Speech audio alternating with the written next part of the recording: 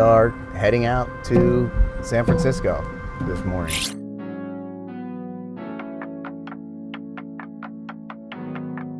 I feel like I have to go on this trip because all of the experts that know about artificial intelligence say the same thing, that we are on a default course to all die. Holly! So nice to meet you. I mean, this is like one of the worst possible outcomes if we do this. This is like how we die if we, China and the US are both racing to make a bomb that could just explode in their faces at any time and kill everyone. What's up, dude? What is up? All right. Nice to meet you, brother. What's up, man? How are you? Good to see you. Yeah. Getting arrested is nothing if we're all gonna die. Your family is in Miami. You've left your family to come here. How did that go? How is that? How do you feel being away from them? It's heartbreaking, right? I mean, I feel like I wish I wasn't here. I wish I didn't need to be here. And I wish I could be doing my old life and, going forward with the normal future that I had planned, Is this the AI safety conference? Yes, sir. Do you want to park closer? Do you need to park closer? We parked right up there. That's amazing. Thank you so much. Thank you.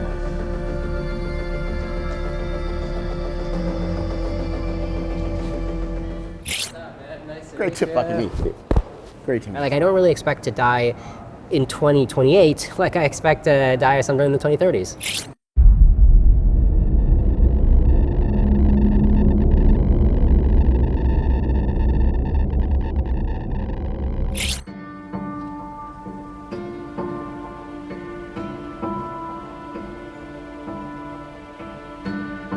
We are at OpenAI.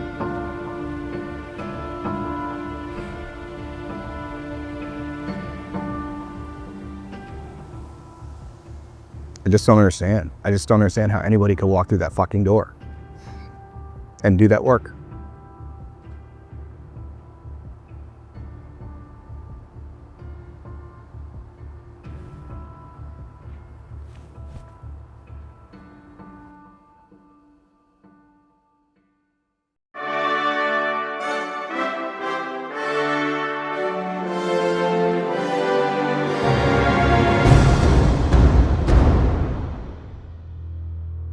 Welcome to a special edition of For Humanity, an AI Risk podcast, episode number 55, Near Midnight in Suicide City. I'm John Sherman, your host. Thank you, as always, for joining me.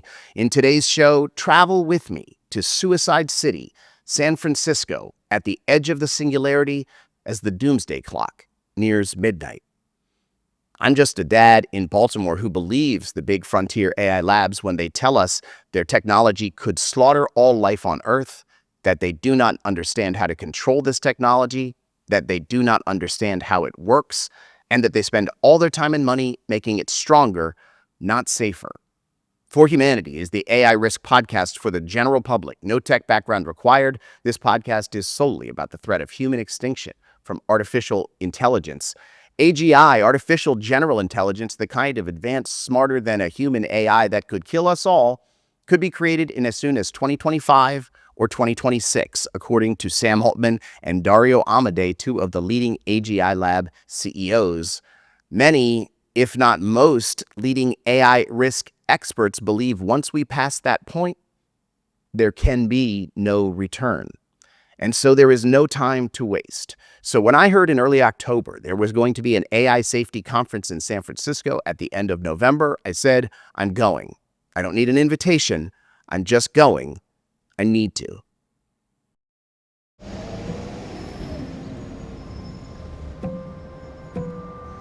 We are heading out to San Francisco this morning. We're going to the place where they are making artificial intelligence. I've never been to San Francisco in my life. Didn't think I'd be going under these circumstances, but it is what it is. I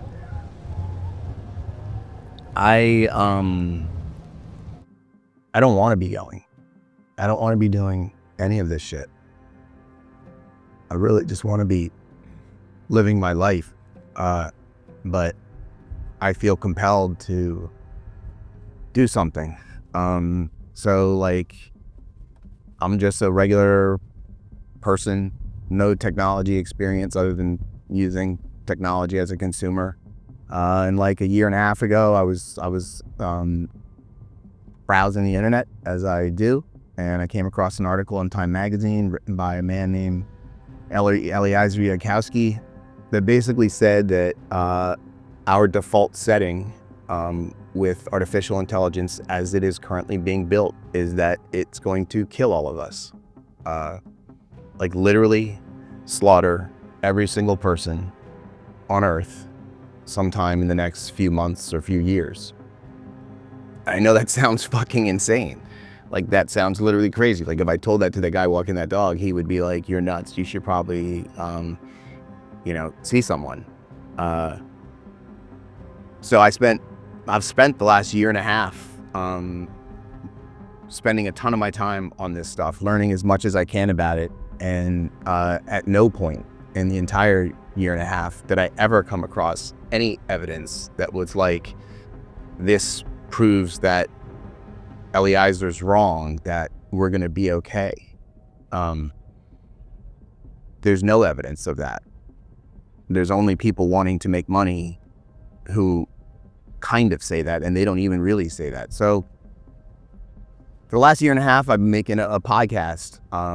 For the first 52 weeks, I did it once a week, and I've just changed up the pace a little bit now to do some different stuff to work on AI risk communications. But it's basically like we're going to San Francisco to see what is happening at the edge of the end of humanity. Everybody who is anybody in artificial intelligence agrees that there's a very strong chance the technology that they are building in San Francisco is literally going to slaughter us in the next few months or few years. There's a conference happening in San Francisco this week that I was like, we'll go to San Francisco and we'll go to this AI safety conference. It's super important. It is delegations of AI safety institutes from all over the world getting together to coordinate how they are going to approach AI risk and AI safety in the year 2025, this most critical year when all of this stuff is coming to a head. It is run by the Commerce Department's U.S. AI Safety Institute, which is a new government agency created last year to deal with all this stuff. And so it's this super important global conference about how we're going to deal with the most important issue in the history of humanity. And they're not even telling anybody where it is. There's not even going to be any media coverage of it, really. Like, nobody even knows about this shit. None of these people lined up in their cars understand what is the greatest threat to them and their family. We spend all our time dealing with all of this shit, and none of it is the most important thing. None of it is the real thing that is actually the most urgent threat to all of our lives. And I know it seems so inconceivable, right? Like people think, how could a computer program kill me? I've been using Microsoft Word. I've been using Gmail for a decade, for 20 years. And how could a computer software program kill me? So all of this stuff you see on Earth is stuff we made to suit our goals. If we build an intelligence that is greater than ours, it's going to build stuff to suit its goals that will be different than ours, and we won't be able to stop it. That's the future we're heading towards, where we're building an intelligence, an artificial intelligence, which is an alien species, right? There's nothing human about it. Absolutely nothing human about it. We are inviting and building our alien successors to Earth by choice. And here's the most fucked up part about it. The choice is being made by about 2,000 people. This choice about the future, the fate of humanity, affects 8 billion people on our planet. And the choice is being made by fewer than 2,000 people. Most of them are in San Francisco and Silicon Valley. And they are doing it without our consent, right? Nobody here has said, I'm willing to risk the slaughter of all living things on Earth for some technology to increase workplace efficiency or make cool images or make robots do cool shit. Nobody said, I'm cool with that. Nobody said, hey, tech dudes, go ahead. It's fine, make your technology. If it's a 30, 50% chance we all die, that's fine. We really just want this sweet ass technology, go ahead. That fucking conversation never happened. So we're going to the place where these people work under the assumption that they have our consent to build this stuff that could kill us all. So when we bring a species to Earth, when we create a species on Earth that is superior to us in intelligence, it's going to build tunnels, but its tunnels, not our tunnels, whatever suits its goals, right? Like humans, no one could have told you when cavemen were at the fire that humans would go on to discover the laws of physics that would create refrigeration, and humans would go on to like a combination of salt, sugar, and fat known as ice cream. That's a human goal, right? Humans figured out that ice cream, making ice cream, selling ice cream, eating ice cream is a goal of ours. So when we bring in an alien intelligence, the question is, what will be its ice cream? What will it want to do? We don't know the answer to that. We only know one thing.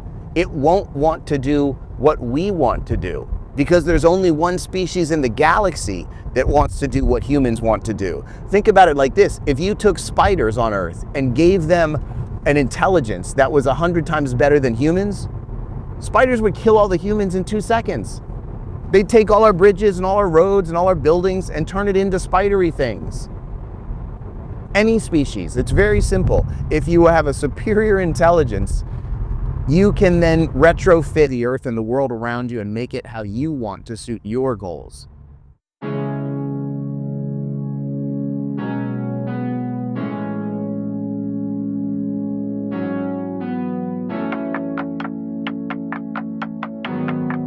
I feel like I have to go on this trip because all of the experts that know about artificial intelligence say the same thing, that we are on a default course to all die. That artificial intelligence is going to kill you and me and my kids, your friends, your family, your pets, everything on Earth, the fish, the whales, the trees, all biological life. That if we go ahead and build an intelligence that is superior to ours, our future on the Earth is over. I'm on this highway today. If you look out at these cars, nobody cares or knows about artificial intelligence risk. It's the craziest thing in the world. Like, nobody knows about this stuff.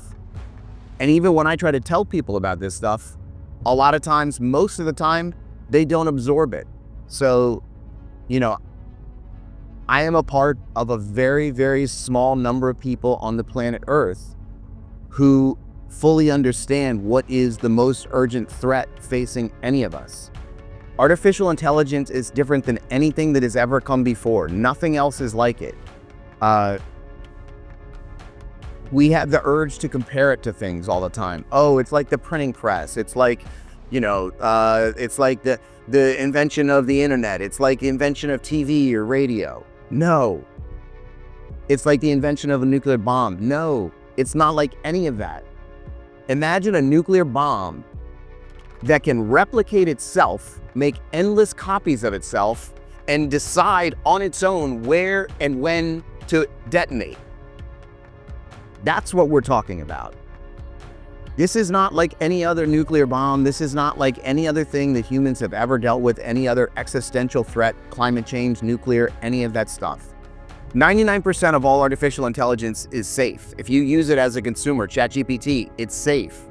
The problem is the 1%, the frontier AI development. That is the most advanced models. Those are the ones that the experts all say can kill us all. And when I say the experts say they can all kill us all, let's talk about who these experts are. So there was a letter in May of 2023 signed by thousands of leading corporate AI executives, safety leaders, academics, The letter says that mitigating the risk of extinction from artificial intelligence should be dealt with just like the risk of extinction from nuclear war or from pandemic. So that is all of the leading experts on the globe saying that artificial intelligence is as existential a threat as nuclear war or pandemic.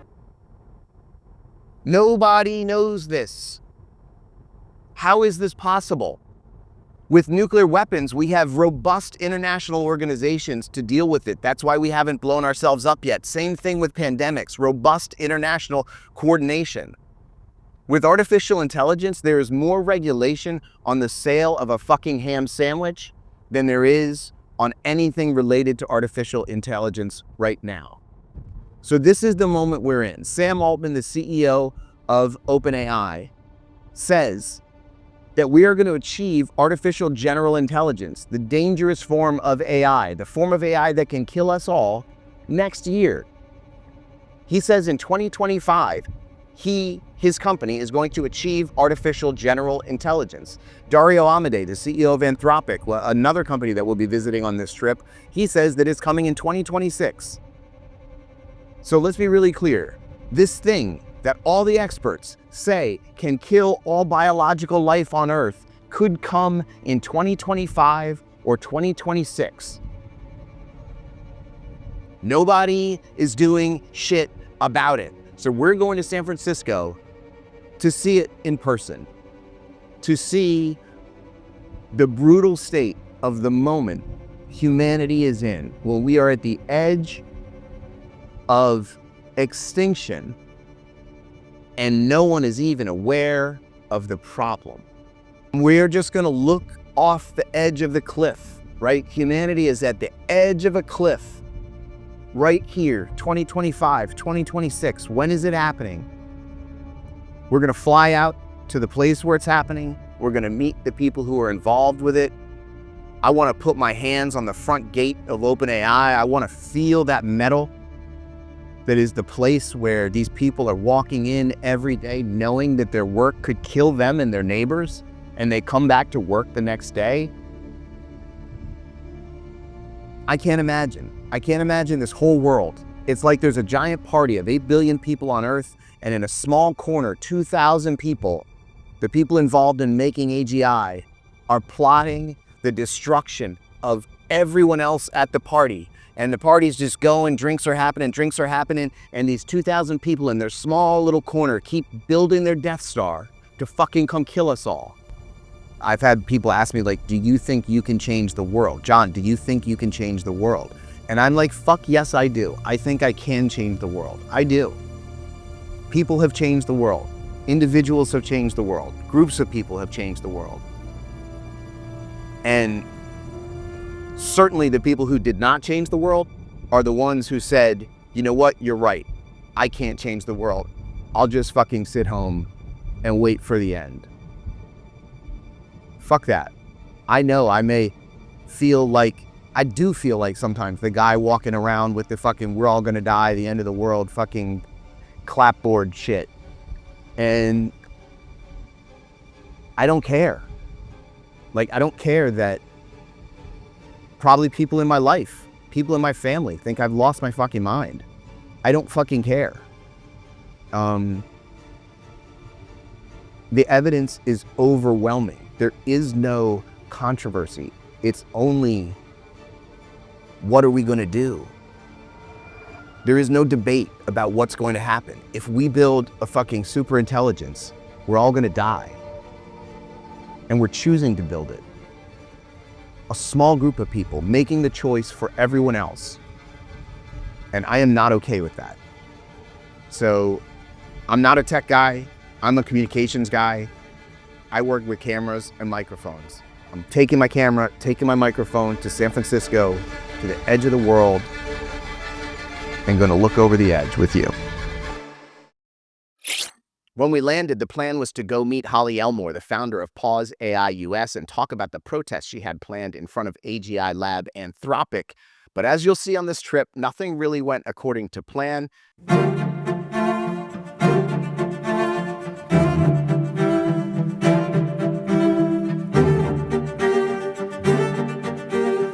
We are in San Francisco.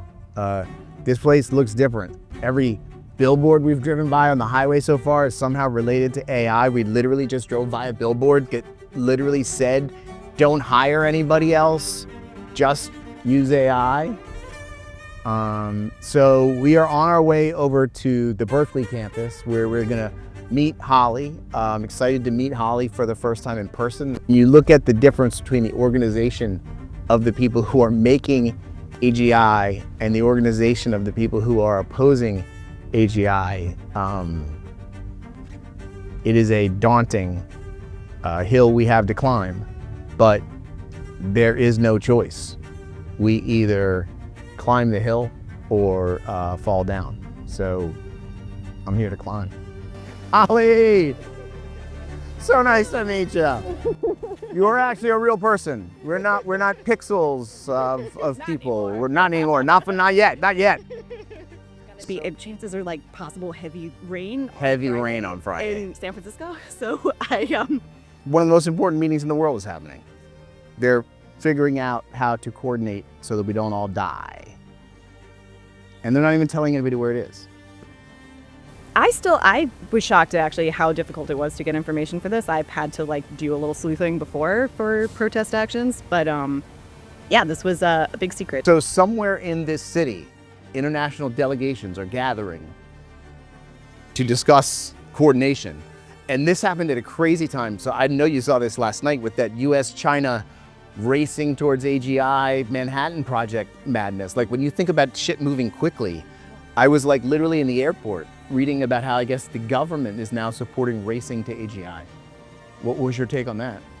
I mean, this is like one of the worst possible outcomes if we do this. This is like how we die if China and the US are both racing to make a bomb that could just explode in their faces at any time and kill everyone. I mean, that's horrible. Also, even if that doesn't happen, we're at war. You know, we're in like a war. And China has given a lot of signs of being willing to cooperate in slowing down. Even China is the only country in the UN to bring up the possibility of pausing. I just think the assumption that we're in this race with China is very premature. Yeah, but this is a sign that somebody made. But, yeah, so I was going to write something on this free space here but actually I all morning was like, what even would be the message now? Like given everything that's happened, you know, with the election, like things are really going to change with what our like national direction is with AI safety. And so I'm really not sure. The plan for being here or wherever this conference is originally was to provide like a supportive presence that said that people want global cooperation. And because it's kind of like in the policy world, especially, and like among like insiders with AI, there's this idea that it's naive, like, oh, it's inevitable, like no, people aren't going to go against their incentives. And there's like a real lack of familiarity with like, they're pretty out of touch with just how much the public doesn't want this to happen. And the public does have power, you know, via government. And the people at conferences like these should know that. And I think they should feel encouraged and feel that they have, many of them think that global cooperation is the best solution, but they think it's unrealistic. And so whatever we could do to show them the truth of like, here are members of the public and we are in favor of this, we wanted to do. But honestly, things have moved so fast with this whole thing. It's all moving so damn fast. It's impossible, right? Yeah. So just to play, let's just recap a little bit, right? So last year at some point, they formed the USA Safety Institute, new agency under the Commerce Department. You and I are hopeful that it's going to be doing all sorts of great things with AI safety. It has Paul Cristiano at the head of it, who is a very encouraging selection, someone who sees the world a lot like we do, I feel like. Trump wins. There's this conference that is scheduled for the next 2 days here in San Francisco. Nobody knows where it is. There's no media coverage of it anywhere that I can see. And we don't even know what's the future of the actual agency that's hosting it itself. I think I got a false lead, like literally, like possibly to keep people off the scent. I don't know.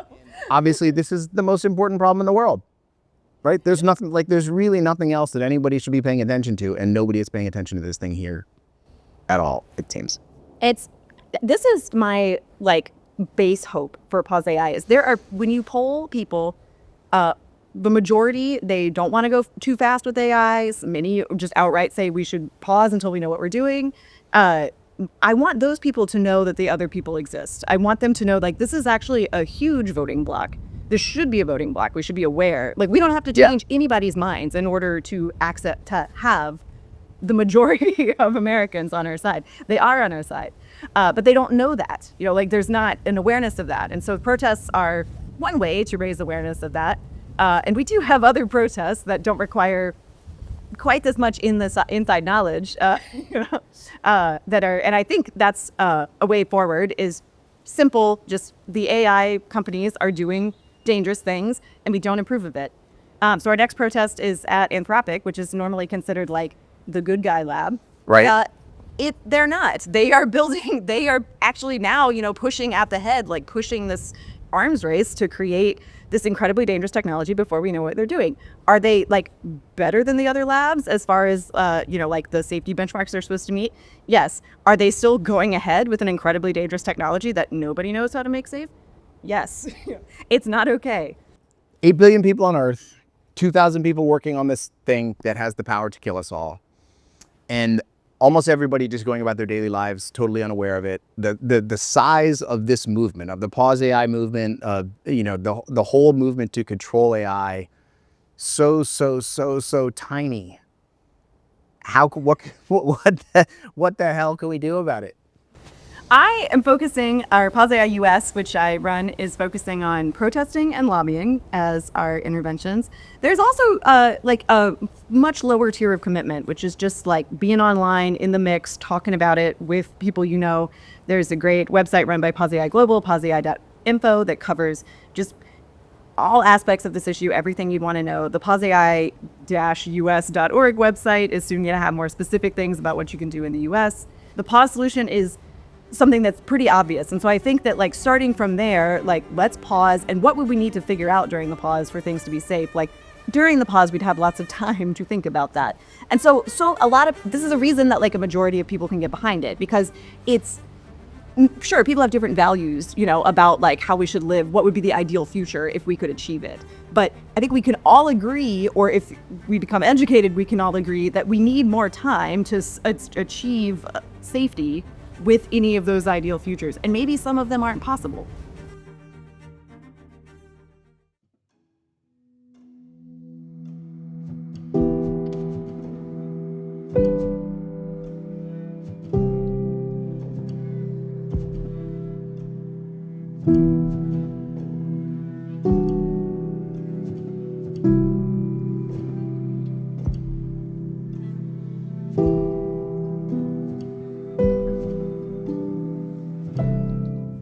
So we are off right now to go to the San Francisco main courthouse, and we are going to meet Sam and Guido of Stop AI, who have a court appearance this morning for having been arrested for either blocking traffic or blocking the front door at OpenAI. These guys using their very aggressive tactics to try to do something, try to attack the same problem I'm trying to attack. So I'm super excited to meet Guido and Sam. I've Zoomed with them, I've talked with them, I've had them on the Sam on the show and his friend Remel.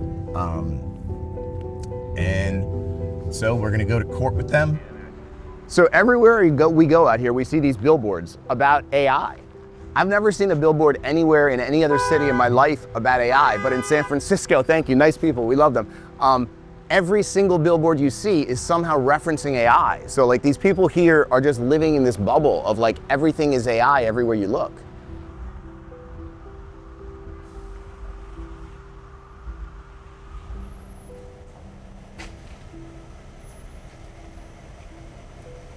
What's up, dude? What is up? All right. Nice to meet you, brother. What's up, man? How are you? Good to see you. Yeah.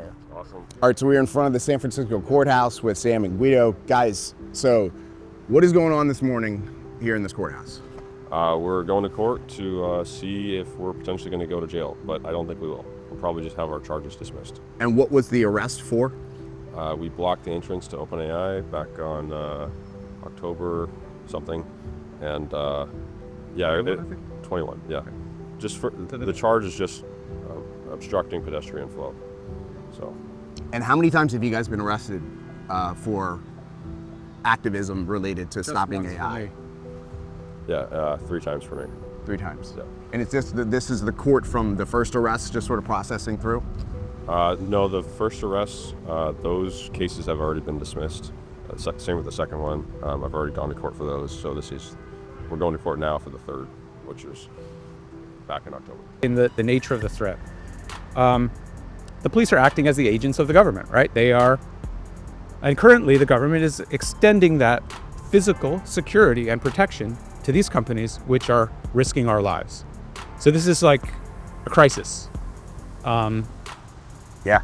Government is constituted to protect the safety of society, right? To protect the well-being of society. And they're failing that responsibility. We, the people, right? This is like the contract that forms the legitimacy of representative government. We've delegated that responsibility to the government. If they refuse to accept it, it returns to us. It's our responsibility to take care of each other. Yes. To protect the society. Of buying for the people. Yeah, this is what we've been reduced to, essentially. And so the goal is to the primary goal is to encourage people to join these actions to physically obstruct and shut down dangerous AI development everywhere. I love it. With the demand that the government needs to shut it down nationally and negotiate an international treaty to stop this. And pursuant to that, we want to take this to trial and present that defense, right? That this action is necessary and proportionate. Yeah. Because I believe that normal people get this. Contrary to, misconceptions, normal people understand when it's explained to them. They understand the implicit danger and really radical evil of this project to risk the existence of humanity. And so I would rather be judged, put that to a jury of my peers. Maybe not in San Francisco, but. No, absolutely. I mean, I've talked to people on the street. I've talked to hundreds of people on the street. Yeah. Many people here in this city get it. Yeah. Yeah. So let me ask you guys this. Neither one of you guys are from San Francisco, right? You have both moved here, left your lives, and you were in Miami? Yeah. Where you were in Seattle? Yep. Left your lives, left your families, and come here to spend your whole lives full time to stop AI. Right, yeah. That's why we're here. I don't know that I know anybody in this whole game that has really put themselves, their own flesh and blood on the line in the game the way you guys have. And I think It's crazy we're the only 2 people doing it. Like I wake up every morning and can't believe that. We're all gonna die. How is this not a... This is your choice also, right? I mean, you could be the third person, and your audience. No, I'm not joking. It's that, right? I'm absolutely serious. Like, is this real or isn't it real? Like, why did you fly out here to San Francisco? because this is fucking real and I'm worried that my kids are going to be killed by this shit. Exactly, yeah. So, there you go. We need to be That's here. why I'm standing here in the fucking bomb cyclone with my brothers here. Yes. Yeah, there isn't, it's not a question of like, I mean, fundamentally, it's a question of understanding what needs to be done and doing it regardless of expectation of success. It's because this is like internally, subjectively, what this felt like, understanding that it needed to be done. I couldn't stay at my desk making jewelry like I've done for the last 24 years. It's just doesn't make sense, right? Yeah. This is what makes sense, to try everything that I can do to make sure that my children have a future, right? To make sure that this world keeps on going. So like part of the theory of nonviolent civil disobedience is creating the visual. It's like trying to bring some fraction of this suffering or disaster that is going to occur in the future if it's not stopped, bring it into the present and bring that conflict forward to where it can be meaningfully grappled with by society. Yeah. And that's what it's going to take. I've seen you ask many times, what's it going to take? It's going to take people acting consistently with what it means, right? Actually sacrificing materially, tangibly, their comfort, their prosperity, their futures, their lives, right? Yep. This is exactly what it's going to take, and nothing less.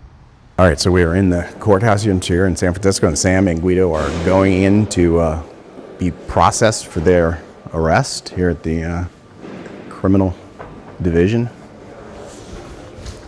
And it seems like they'll just be released like super quick, like no big deal. But I guess with these things, you gotta wait and see. Oh, 17. so okay, you just went and saw the clerk? Yes. And what do you say? So they did not dismiss the charges. So one step closer to the truth. And it's good that they didn't dismiss them because you want to keep pushing it so that they that's the get this point. precedent. Yeah. So this is a good thing. Yeah, absolutely. That's why we're doing it. All right. So off to the next room. Yep. Okay. All right. I don't know. They added the charges that were dismissed. Yeah. And is this like a DA that's making these decisions? Yeah, that's where Like a prosecutor? that's where the ultimate decision comes from. Wow. So someone was like, we're not going to let these dudes off quite so easy. Right. Yeah. Interesting.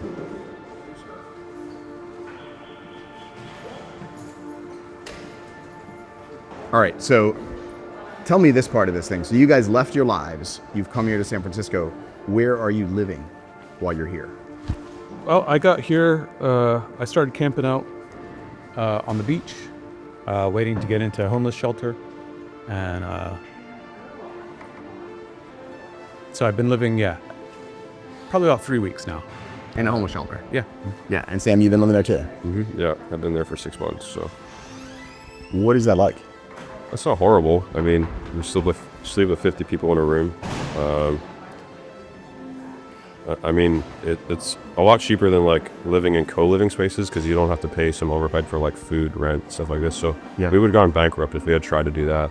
I had tried to do that. So And this place is so expensive to live. Yeah. most expensive in the country, or one of, yeah.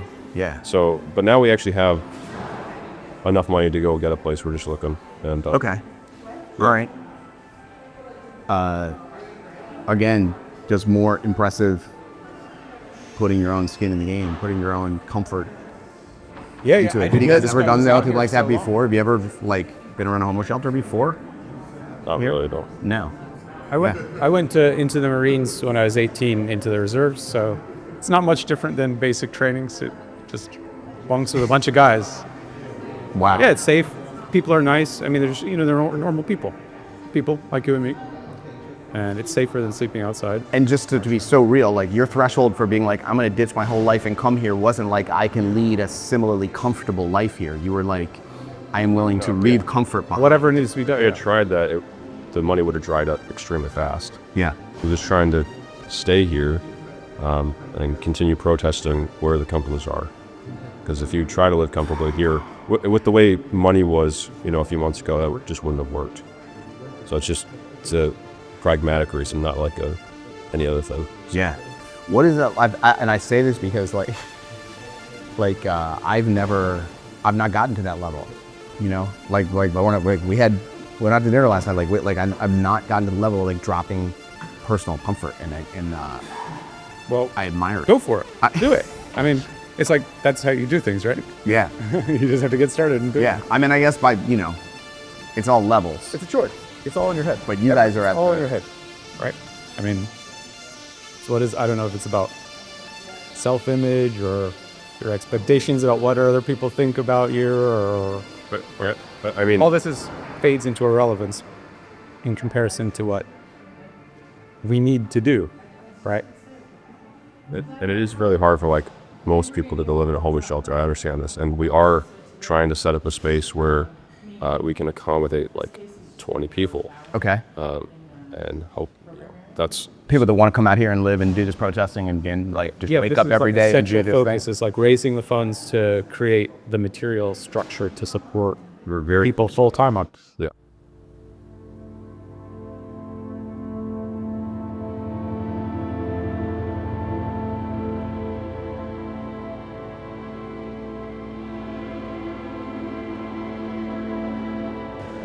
Your family is in Miami. You've left your family to come here. How did that go? How is that? How do you feel being away from them? It's heartbreaking, right? I mean,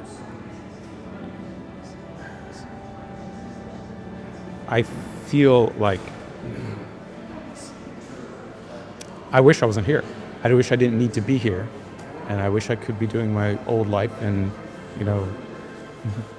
going forward with the normal future that I had planned, But that's the situation that we're in is being imposed on us from outside, and we have to react appropriately to it, which means not ignoring what's actually going on, not pretending reality doesn't exist. Yeah. And so you are waking up in a homeless shelter every day, away from your family. Every day starts with like, what can I do today? Yeah. I mean, we plan out, we've got a general plan that we're working. So it's moving as expeditiously towards it as we can. Yeah, man, I don't want to fucking be here either, right? Yeah. Oh, for sure.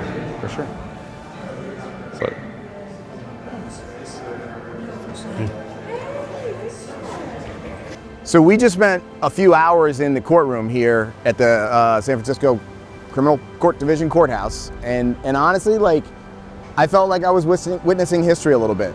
Like, we were just sitting in this kind of lonely courtroom, and you guys are going before the judge, and it's like, who on earth is taking AI risk seriously enough to put their own literal personal liberty and freedom on the line? There was a chance you all were going to jail today. It didn't happen. We'll go through why and everything, but it was powerful to sit in that courtroom and watch you guys do your thing. So there's going to be a trial, and the subject matter of the trial is not going to be, did these guys chain themselves to the fence? That'll be a part of it, but we're hoping that the trial is actually going to be about, is AI risk something that justifies you to do what you did, right? And there's some sort of carve out in the law, some way based on climate action before that. This is the basic common law. It's the defense of necessity.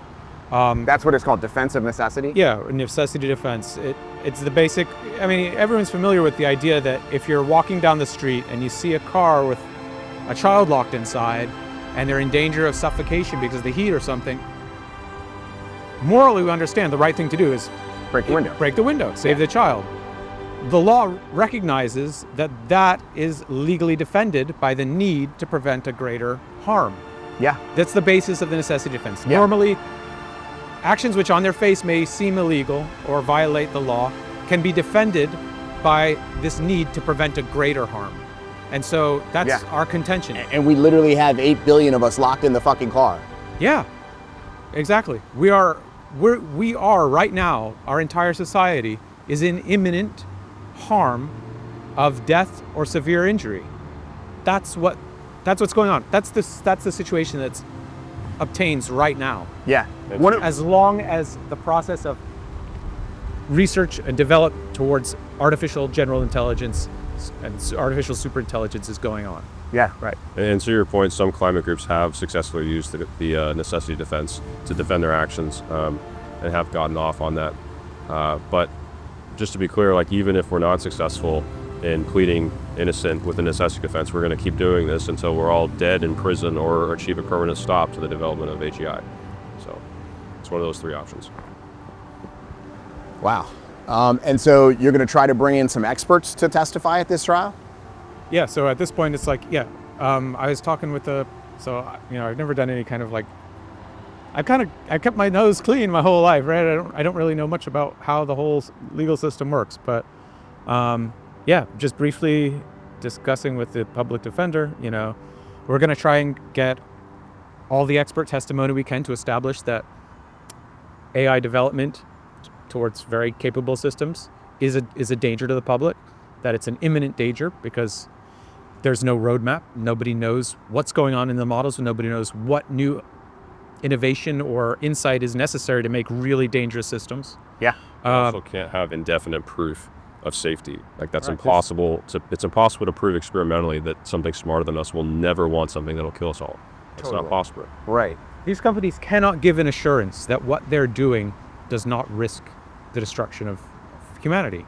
And the CEOs of these companies very publicly and self-consciously understand and have stated publicly that they understand the actions that they're taking risk the existence of our society. Yes. And I take them at face value. And right. so Me do too. it. Believe they them. sign the CEOs of these companies, along with hundreds of other experts signed a statement on AI risk that this represents an existential threat. Yeah. And just to be clear, we have no vested interest in any of these companies. Like some people say, oh, these CEOs are saying this because it's a marketing stunt. They want to, rally up investors. That's the dumbest shit I've ever heard. We don't have any stake in any of these companies. Like, we're not. And I don't even get that. Like, that is a whole thing. Like, when people are like, oh, the CEOs openly admit that their product can kill everyone, what the accelerationists will tell you is, oh, that's just a sales tactic. They're doing that so they can sell more software. Whoever sold more stuff by saying it kills everyone? Right. What is that? Well, it's not just the CEOs. It's the academics. It's the founders of the field of deep learning, right? It's hundreds of experts, right? Yes. But just to that one response they have is like, oh no, Sam Altman's just saying his stuff can kill everybody because he wants to sell more stuff. Yeah. What logic is that? Low grade human intelligence. Human intelligence. Yeah. All right. So what's next for you guys? Where do you go from here? We got to talk about it. We got some other things in the pipeline. So I talked with a public defender about what are the proper steps. Like, what would you do if your neighbor was building a bomb in their garage and the police didn't answer your call, right? They wouldn't do anything. And so I was like, she said, you would make, what would we do in this situation? You would make a police report. You would report this activity is going on. This, I'm not like an expert in what the law is, but it seems pretty clear that if someone is undertaking an activity which they understand to endanger the entire society, this has got to be, it's got to be covered by something, right? Like reckless endangerment or something. Right. Why do we have a government if that can't be stopped? Right. And so, she said probably the DA won't, is not going to act on that report because, they're a big company and they're the DA. This is just not the way things typically work in the world. This is why we have to get a large group mobilized. We need to get a lot of people to make that report, right? Right. If we've got, and then we've got to bring the DA's decision into the public sphere. Yeah. Like, show up on their front doorstep, maybe. Yeah. Why are you not taking this seriously? Totally. Like I've said for a long time, why are they not charged with attempted murder? Like literally, the executives of OpenAI with attempted murder of all of us. Yeah, or reckless endangerment. Reckless endangerment. It is, right? Totally. Like the government's not really going to listen to any of that until they see a large number of people on the street. I think the first step maybe is encouraging people. We need to find, I'll try and get more legal advice about how to do this precisely, but they need to be reported to the police, right? And not just by one dude. Like everyone who understands this needs to report this to the police and generate pressure on the DA to take these charges seriously. Oh my God! It's got to be brought into the public sphere. It's not going to be solved with two guys in some courtroom somewhere. Yeah. Right. That's the whole point of this, is involving the public in the struggle for our rights and our lives. Yeah. Because we have a right to live peaceably and not be threatened with annihilation by this completely outrageous activity by these AI companies. Totally. And when I said to you earlier, I was like, I felt like we were witnessing history in there. You said something that I thought was important. Like history is not a spectator sport. Yeah. You're witnessing the history that you choose to make, right? Like you, me, everyone, every moment of every day of our lives, we make that choice about what history we're going to witness. And so it's not a spectator sport, right? You've got to step up. Everyone out there's got to step up. Yeah. And then we'll have the history we want. Otherwise, we're going to get another version of history. And not doing anything is an action. Yeah. If you sit back and you watch and you give up your right and your power to change history, you're going to have to deal with what other people decide.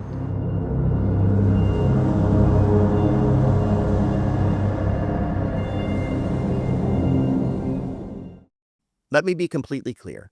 I strongly support Stop AI, and I strongly support Pause AI. Please support them. Links to their organizations in the show notes. Donate your time, donate your money. It's important. And I strongly believe we need many, many more anti-AGI organizations than those two. For example, I've started Dads Against AGI, a nonprofit X-risk communications organization to save our kids. Email me at forhumanitypodcast@gmail.com if you want to get involved in that. Okay, so next, we did actually find the AI Safety Summit. It wasn't hard to find because there was an Associated Press article after the first day. Check it out. The headline seems like it's pretty important stuff. U.S. gathers allies to talk AI safety as Trump's vow to undo Biden's AI policy overshadows their work. And there were many, many important people there. Commerce Secretary Gina Raimondo, U.S. AI Safety Institute Director Elizabeth Kelly, Anthropic CEO Dario Amodei himself. I had sent in a request for media credentials to the Department of Commerce press office for the summit. No response. Follow-up, no response. Follow-up, no response. It turns out the event was at the Presidio, and by the time we got there, it was late on the second day, and it was very clear we were not welcome or invited. I'll look at that in just a second. But first, a few quotes from the AP article just to show how important this meeting was and how insane it was that there was not so much more media coverage around the event. Where were the satellite trucks? Where were the live shots from the cable networks? Nothing. To be clear, there is no video on the internet I can find of this event at all. But just listen to what the U.S. Commerce Secretary said about AI risk at this uncovered conference. Quote, "We have a choice," said the U.S. Commerce Secretary Gina Raimondo to a crowd of officials, academics, and private sector attendees on Wednesday. "We are the ones developing this technology. You are the ones developing this technology. We can decide what it looks like." Like other speakers, Raimondo addressed the opportunities and risks of AI, including the possibility of human extinction, and asked, why would we allow that? Why would we choose to allow AI to replace us? Why would we choose to allow the deployment of AI that will cause widespread unemployment and societal disruption that goes along with it? Why would we compromise our global security, she said. We shouldn't. In fact, I would argue we have an obligation to keep our eyes at every step wide open to those risks and prevent them from happening. Let's not let our ambition blind us and allow us to sleepwalk into our own undoing. End quote. That is not the Pause AI or Stop AI people. That's the U.S. Secretary of Commerce who oversees the U.S. AI Safety Institute saying, why would we do this? Why would we do this? Why was that not live on CNN? There's no video of it on the internet. A panel discussion between the director of the U.S. Safety Institute and AGI Labs CEO Dario Amodei, who gives us a 10 to 25% chance that his work kills us all.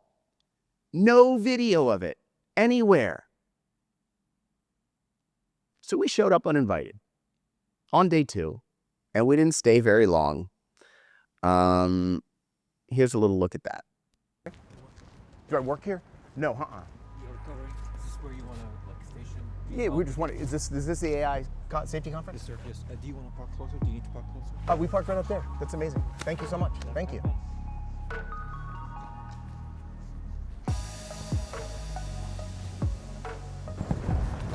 Okay.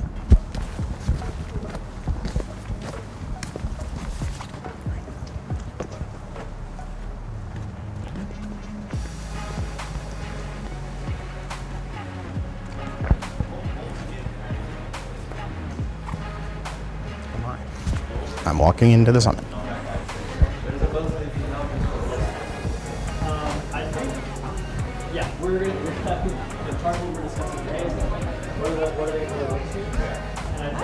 Hi, how are you?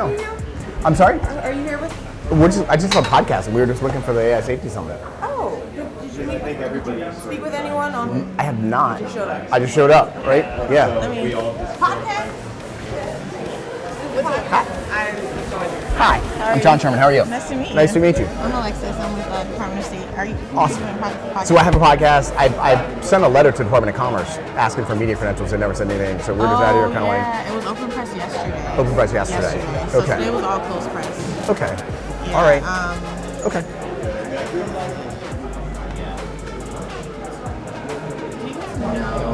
One second. You're all good.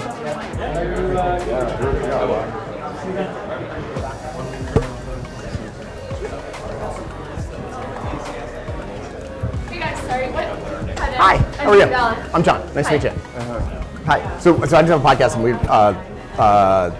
I like tried to get media credentials and didn't get responded to, so we're just looking for it. So it's a closed session, and we've Right, actually okay. just wrapped up for the day. So Okay. who are you with? The podcast is called For Humanity. Okay. Yeah. Give your card or something. I don't have a card now, Okay. but Yeah, if it's I'm over, sorry. that's fine. Yeah, it's all good. it's over. We're closed. Okay. But thank Okay. you so much. All right. Thank you. It did not seem like they were ready to take questions from the press at any point during that meeting. LOL. It kind of reminded me of my days as a news reporter showing up uninvited for government officials who didn't want to answer our questions and freaking out their press aides. Oh, nostalgic. I would have loved to ask hard questions to Dario. Oh, holy hell. I would have loved that. And the most ridiculous thing is that I'm in full support of what they're doing at the conference. Our goal was to support and amplify the work of the conference. Strange, they seemed to want neither, which only shows me that the government officials deciding our fate want as much secrecy as the companies racing to doom. Why? Okay, so on Friday, the Pause AI protest that we had planned was canceled for heavy rain.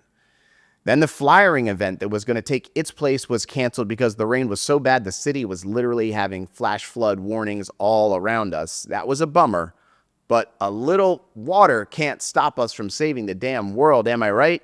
So we had 2 more stops on our trip. Next, I had to meet Liron Shapira in person. Liron has become a friend and is the host of the brilliant AI risk podcast Doom Debates. Liron is just like me in that he's a dad for whom AI risk alarm bell ringing has become a second job, a calling, truly. Both of us wake up every day working to help more and more people understand the zero human AI future we are hurtling towards. And that you have agency in this, that you can help us save the world. Great to fucking meet you. Great to meet you. Yeah, really cool. Amazing. Hey, wow, man. Look at that thick he's got.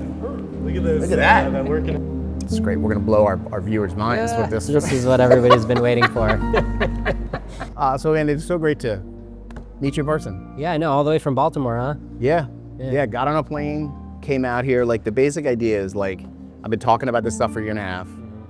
This is where it's all happening, and I just wanted to get a sense of what it's like out here. Yeah. Well, that's right. And this is kind of my stomping grounds. You know, I've just been marinating in the tech community my whole life. Yeah. So, what is it like to be here immersed in the people who are doing this work? Like, you see them in the supermarket, this is what it is at here.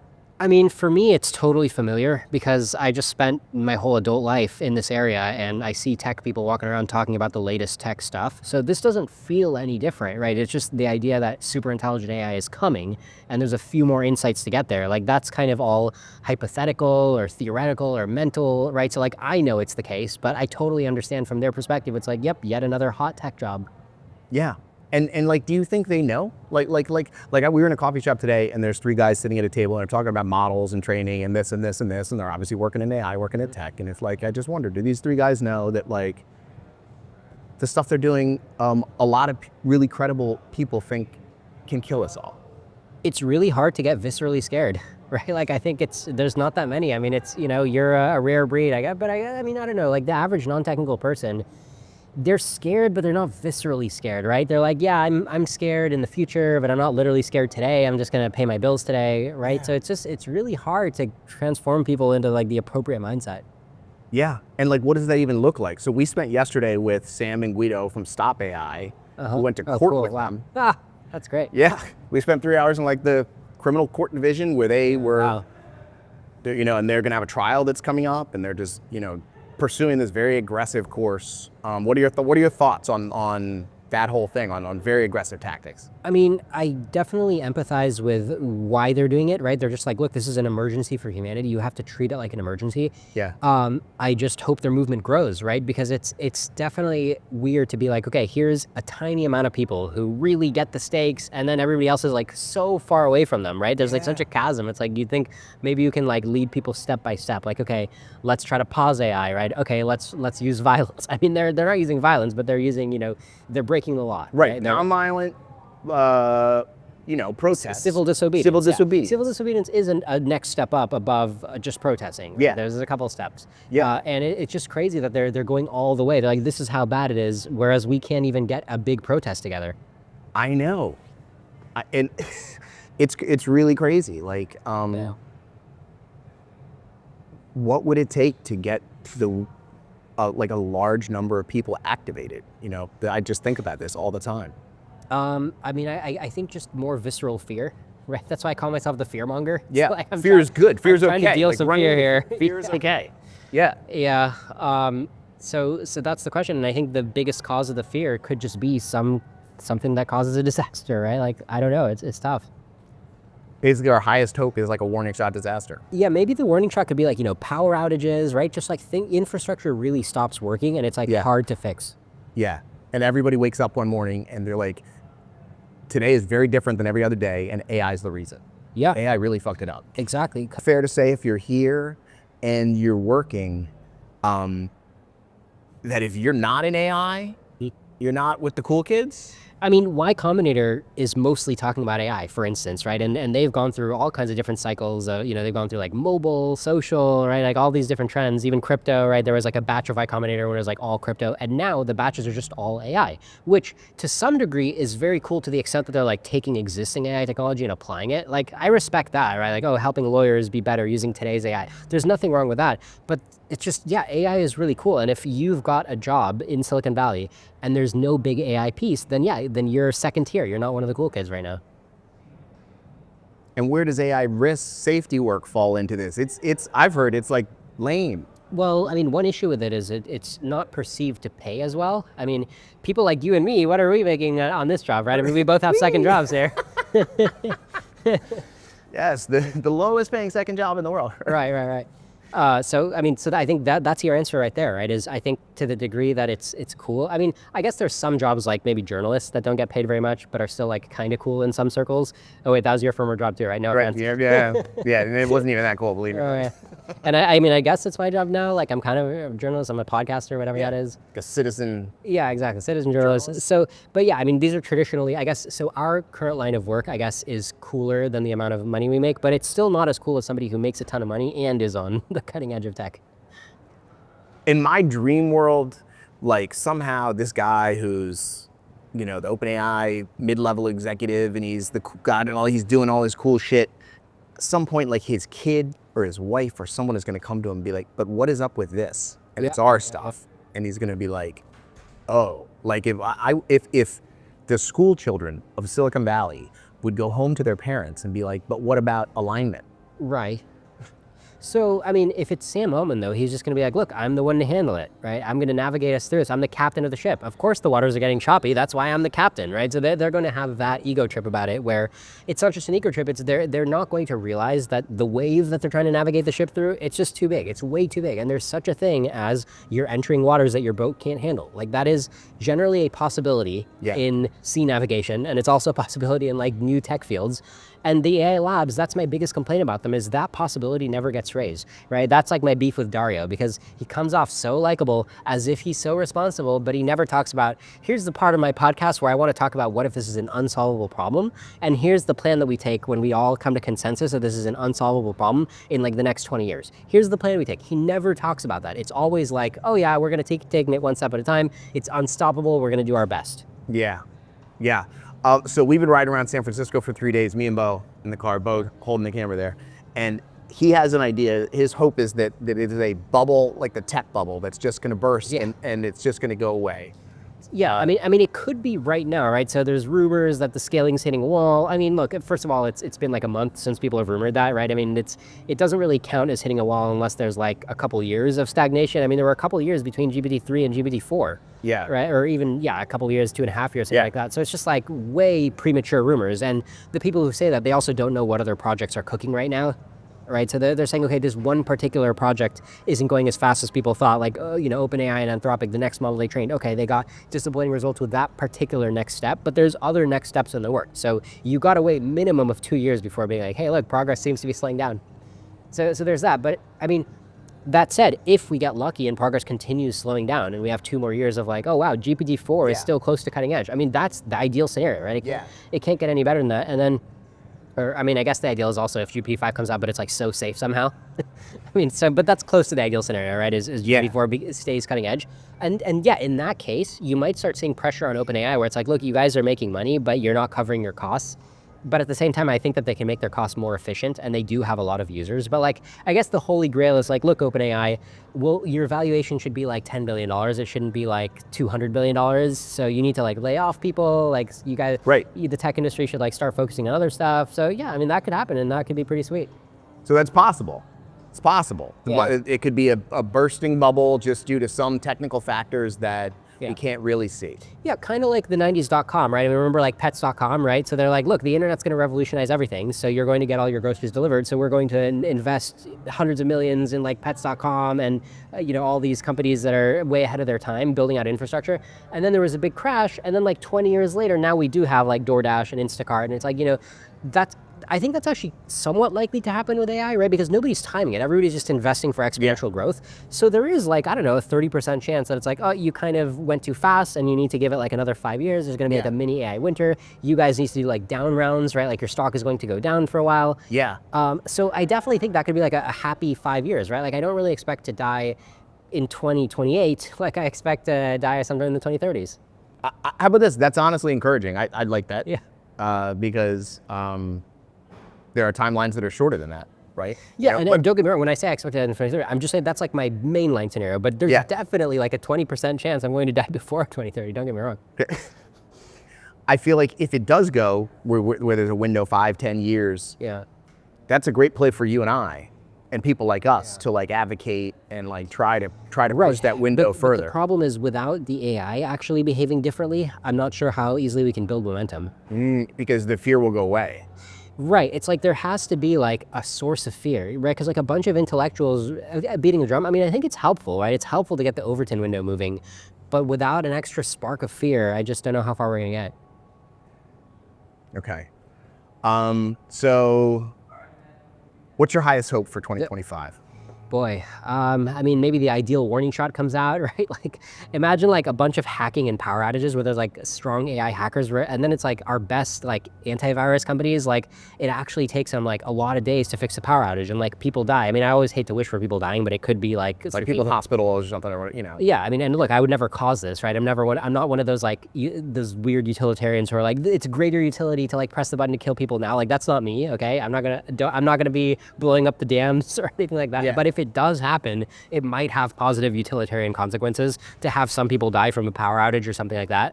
And imagine it's something where it's like, wow, the internet, like for the first time, we have like a major internet outage like here in the United States, and it's totally caused by AI. And then the best case scenario would be like, okay, we found a way to fix it, but now every company needs like a force of people who are like constantly fighting the AI. So like some sort of gradual transition into this thing of like, wow, this AI is really like a force to be reckoned with.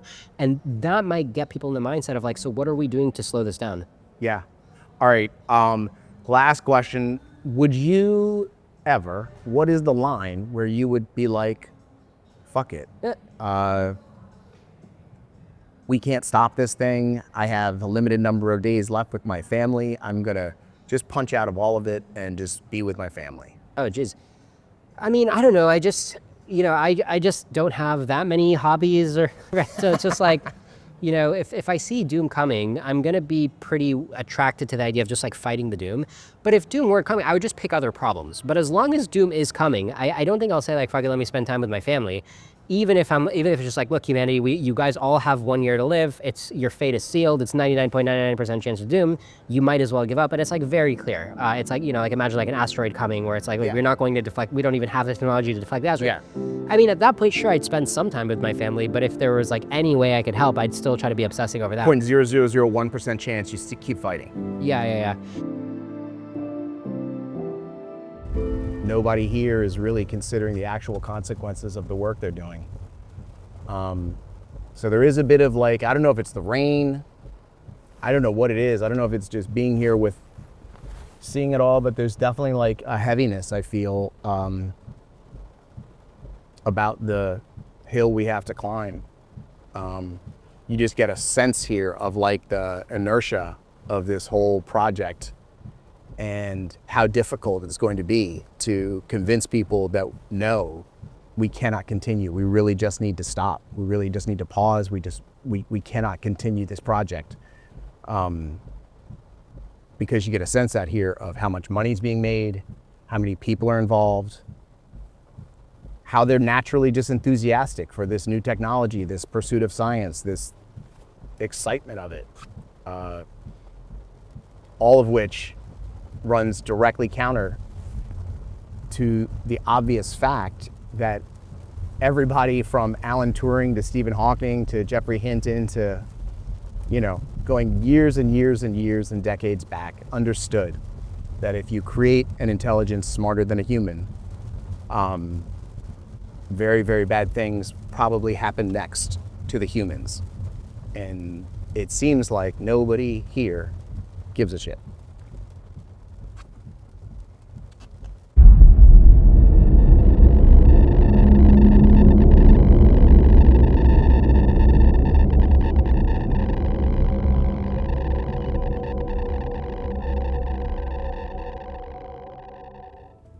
So like, who are these people? Who are these people that without our consent work every day on a project that threatens to kill all of us? Who can do this work? I don't understand it. I've never understood it. It's funny, in the conversation I had with Connor Leahy a couple weeks ago, he was talking about how it's actually quite conceivable that people can go to work at a suicide company every day. People went to work at the tobacco companies for decades. People went to work at the oil companies for decades, knowing exactly what they were doing. So, if you're saying to yourself, oh, we're totally safe because Sam Altman would never work on a project that could kill everybody. Humans have done projects that could kill everybody for a long time, and everybody goes to work just fine as long as the checks are just fine.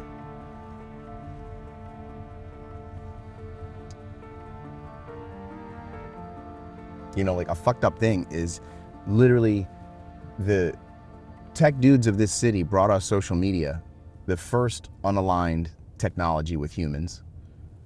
I think it's pretty clear that social media has a net negative effect on society. And those dudes who were in their 20s when they brought us social media are now in their 40s, and they're bringing us AI. The thing that nobody fucking wants.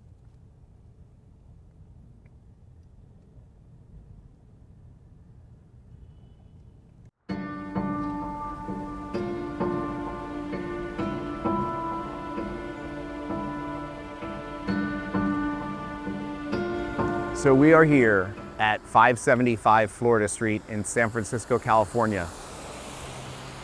I've seen it on the internet many times. We are at OpenAI.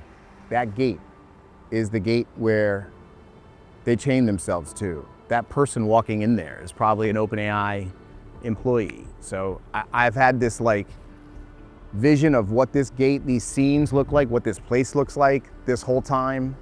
And I wanted to just go and literally put my hands on those metal bars and feel something about what it's like to be in this place where the people in this building are literally building the technology that can kill every living thing on Earth. It's pretty unthinkable, right? That you would go to work in a place where your boss says the work you're doing can kill your friends, your neighbors, your dogs, everything. But somehow the people that work here do this work. Like this guy.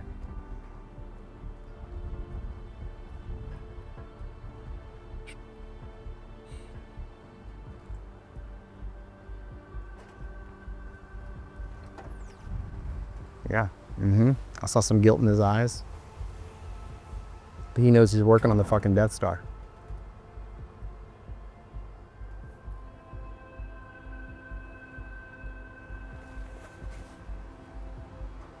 It's pretty unbelievable to think.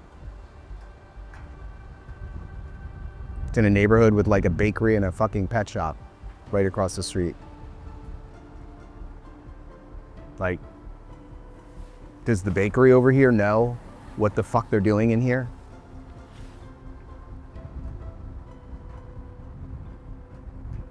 Honestly, as a reporter, I covered a lot of murder trials. I've looked a lot of murderers like straight in the eyes in a courtroom.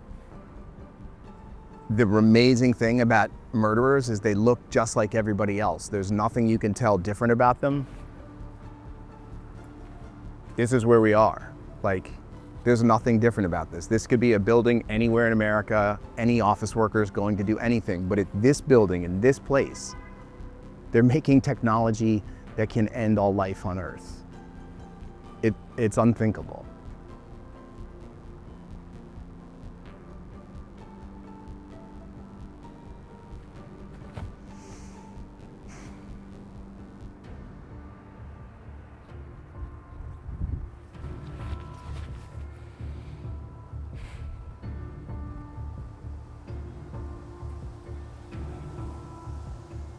I just don't understand. I just don't understand how anybody could walk through that fucking door and do that work.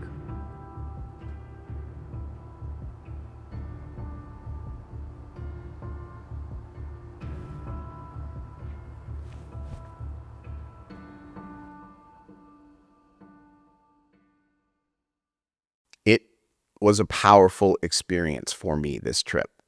I meant it about murderers looking just like everybody else. In a recent comment on a For Humanity video on YouTube, someone wrote about what they are doing to stop AI and added that if we fail, it's their fault, personally. I like this framework and I wanted to share it with you. If we fail, it's my fault.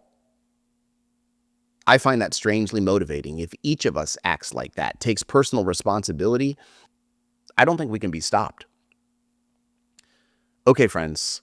Thank you so much for going on this journey with me this week. As you know, it's 2024 still, and we don't know how much longer we have to live. So we choose to live every day like it could be our last and end every one of these shows with a celebration of life. This week, it is all about San Francisco. This is one of my favorite songs of all time. Going to Dead Company again. This is a 2016 performance, a massive achievement. The song is called Standing on the Moon.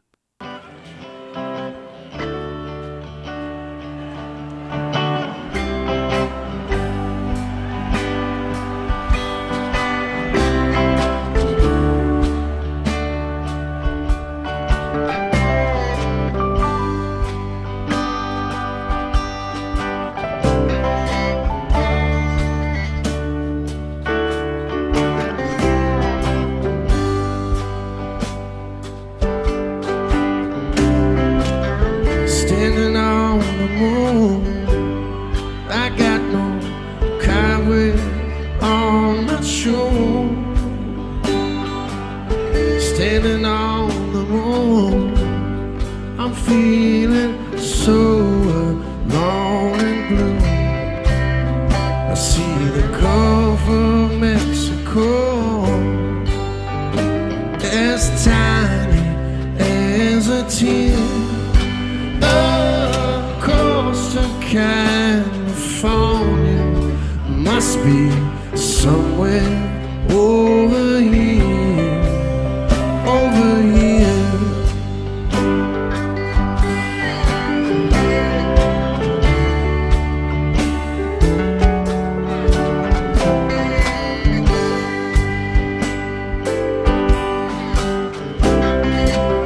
standing on the moon, I see the battle rage below. Standing on the moon, I see the soldiers come and go. There's a man of flame beside me, someone planted long ago. Oh, glory standing stiffly, crimson, white, and indigo. Stiffly, crimson, white, and indigo, indigo.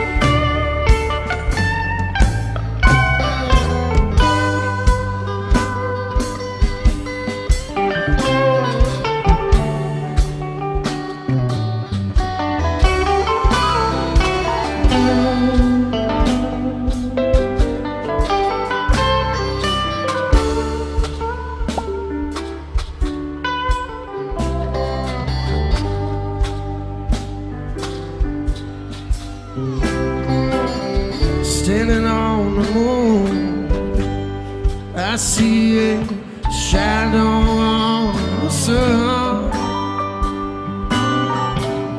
Standing on the moon, the stars go fading one by one. I hear the cry of victory and of defeat. A scrap of age old lullaby down some forgotten street.